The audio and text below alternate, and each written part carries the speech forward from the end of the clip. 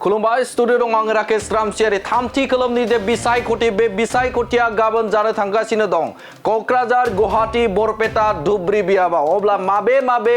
जिल्लायाव आरो माबे जायगायाव बे समाव बन्द थागोन फरायसालि आरो बे समाव सरकारि मावख'फोरा नंगौ बे समाव गाबोननि जे जानो गोनां जे लकसभा बिसायख'थि थामथि खोलोमनि बिसायख'थि बे बिसायख'थियाव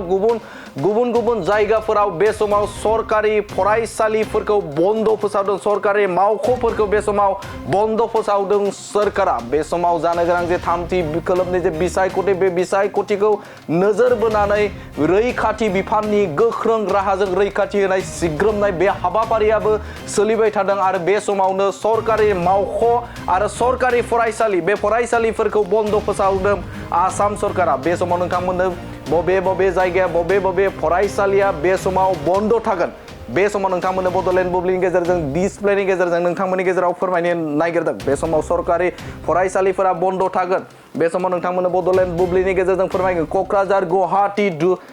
बरपेटा धुबरी बियाबाव गाबोन जानो गोनां गाबोन जागोन थामथि खोलोमनि जे बिसायख'थि आरो बे बिसायख'थिखौ लोब्बा लाखिनानै फरायसालिफोरा बे समाव बन्द थागोन सरकारि मावख'फोरा बे समाव बन्द थागोन गाबोन जानो गोनां जे थामथि खोलोमनि जे भट होनाय बियाफोराव गासै सरकारि फरायसालि आरो सरकारि मावख'फोरा बन्द थागोन बे गाबोननि समाव क'क्राझार गुवाहाटी बरपेटा धुबरी बेहाय बिसायख'थि जिहते जागोन आरो बैफोर जिल्लाफोराव बन्द थागोन गाबोननि सानाव नलबारि कामरुप मेट्र'आवबो सरकारि फरायसालिफोरजों लोगोसे सरकारि मावख'फोराबो बन्द थागोन आरो बेनि अनगायै नलबारि कामरुप मेट्र' सरकारि फरायसालि आरो फरायसालिजों लोगोसेनो बे समाव सरकारि मावख'फोरा गाबोननि सानाव बन्द थागोन मानोना गाबोन थामथि खोलोमनि जे बिसायख'थि बे बिसायख'थिया गाबोन जानो थांगोन क'क्राझार गुवाहाटी बरपेटा आरो धुबरीयाव नलबारि कामरुप मेट्र'आवबो बे समाव बन्द फोसावदों सरकारा आरोबाव बेनि अनगायैबो गवालपारा बङाइगाव चिरां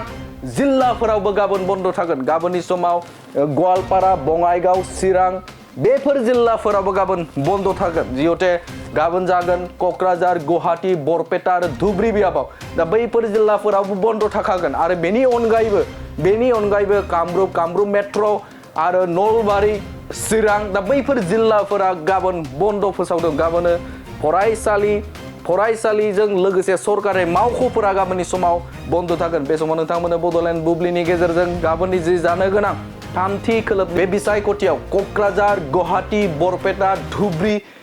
बियाबाव जागोन आरो बे बियाबफोराव बन्द थागोन सरकारि फरायसालि आरो सरकारि मावख'फोरा बे समाव नोंथांमोननो बड'लेण्ड बुब्लिनि गेजेरजों जे गाबोननि जे बन्द थानो गोनां जे फरायसालि सरकारि मावख'फोर बे मावख'फोरनि बन्द थागोन बा राहा खालाम आसाम सरकारा होनाय जे बन्द बे बन्दखौ नोंथांमोननि गेजेराव फोसावबाय गोजोन्थों।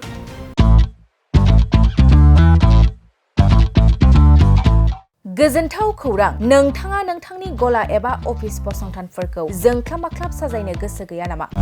नोंथांनि गलाफोरखौ बायदि रोखोमनि जोंख्लाब माख्लाब खालामनानै साजायनो थाखाय क'क्राझार नोगोरनि सिङाव थानाय गौरांभेलि हटेल साखाथियाव चाणक्य आर्ट एन्ड डिजाइन गलाया लानानै फैदों बायदि रोखोमनि आर्ट डिजाइन। क'क्राझार नोगोरनि सिङाव थानाय गौरांभेलि हटेल साखाथियाव चाणक्य आर्ट एन्ड डिजाइन गलाया नोंथांमोननि थाखाय लानानै फैदों नोंथांनि गलाखौ जोंख्लाब माख्लाब खालामनो गोबां रोखोमनि आर्ट डिजाइन। बेफोर आर्ट डिजाइनफोरनि गेजेराव दं 3D signboard, 2D signboard, acrylic trophy, SAP panel, name प्लेटार्स, रेट्र', रिफ्लेक्टिभ साइनबोर्ड, नियन साइनबोर्डफोरनि आर्ट डिजाइनफोरखौ नोंथाङा चाणक्य आर्ट एन्ड डिजाइन गलानिफ्राय मोनफुंनो हागोन। बेनि अनगायैबो इनग्रेविं सार्भिस, आर्क्राइलिक लेटार काटिं, एमडीएफ जालि काटिं, लग', ग्राफिक्स डिजाइन आरो कास्टमाइज गिफ्ट आइटेम्सफोरखौ नोंथांमोननि गलानि थाखाय चाणक्य आर्ट एन्ड डिजाइन गलाया लानानै फैदों आर्ट डिजाइन।